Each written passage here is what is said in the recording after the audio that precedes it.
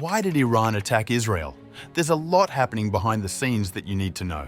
So, let's start with some background. Iran and Israel aren't exactly friendly neighbors. They've been locked in a Cold War for decades, with tensions simmering and occasionally boiling over. Let's go back in time to see where this all began.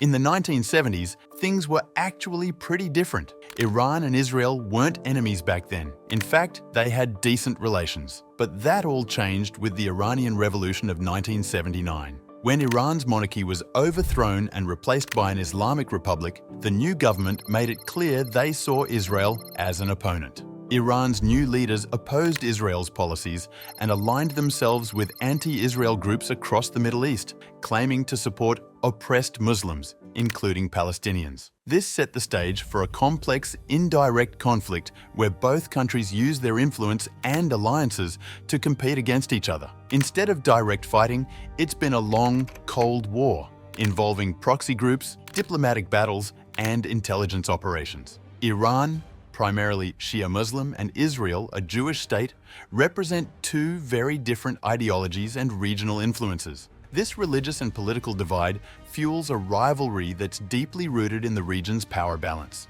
Now, Iran has openly supported groups like Hezbollah and Hamas, both of which have been labeled terrorist organizations by Israel and its allies. These groups have launched attacks on Israel over the years, creating a continuous cycle of tension. This isn't just about religion or even terrorism. There's a much bigger political chess game at play here. Iran has big ambitions to be the dominant power in the Middle East, aiming to extend its influence from the Persian Gulf to the Mediterranean.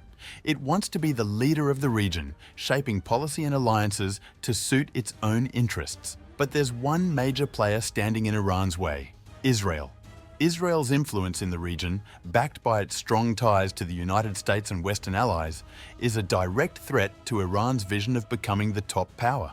Israel also has a high-tech, well-equipped military, including nuclear capabilities, which makes it a formidable adversary. For Iran, weakening Israel and limiting its influence is key to shifting the regional power balance. This is why Iran has invested so heavily in proxies, allies, and political moves that challenge Israel. Both countries are essentially locked in a high-stakes power struggle, each maneuvering to outplay the other and secure their place as the dominant force in the Middle East. This game is one of strategy, alliances, and influence, and it's far from over.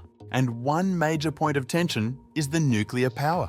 Israel has nuclear weapons, while Iran has been pursuing nuclear energy. Israel sees this as a threat, fearing Iran's goal may be to build a bomb. So, Israel has been pushing to keep sanctions on Iran and prevent it from developing nuclear technology, while Iran claims its program is for peaceful purposes. Over the years, Iran's nuclear program has faced several cyber attacks and covert operations, many of which are widely believed to involve Israel, either directly or indirectly. One of the most notable incidents is the Stuxnet worm attack, which occurred around 2010.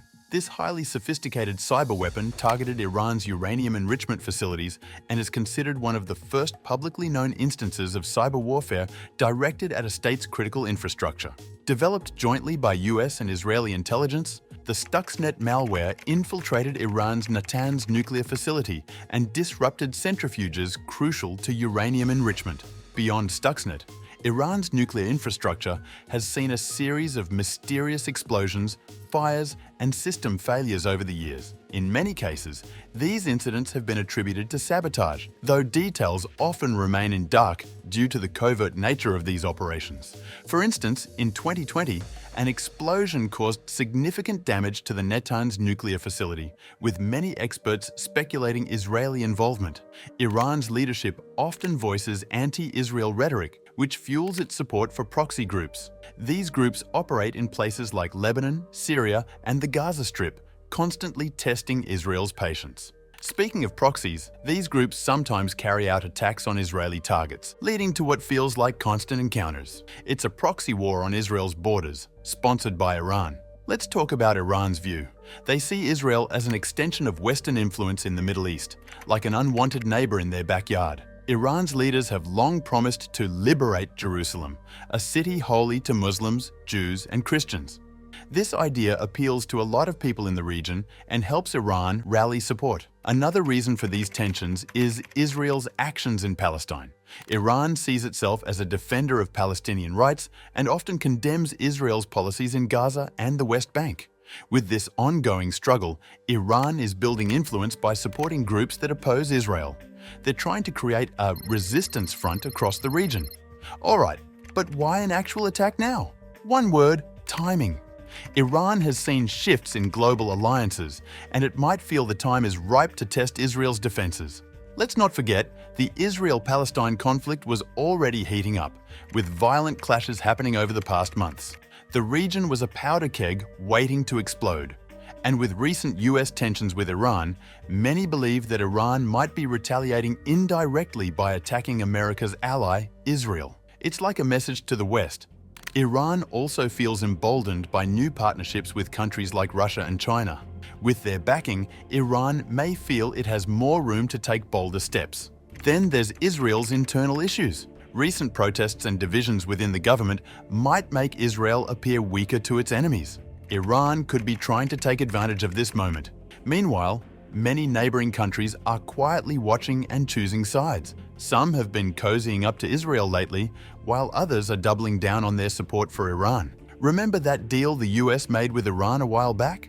The one aimed at stopping Iran's nuclear program? Well, the US pulled out of it, and Iran has been furious ever since.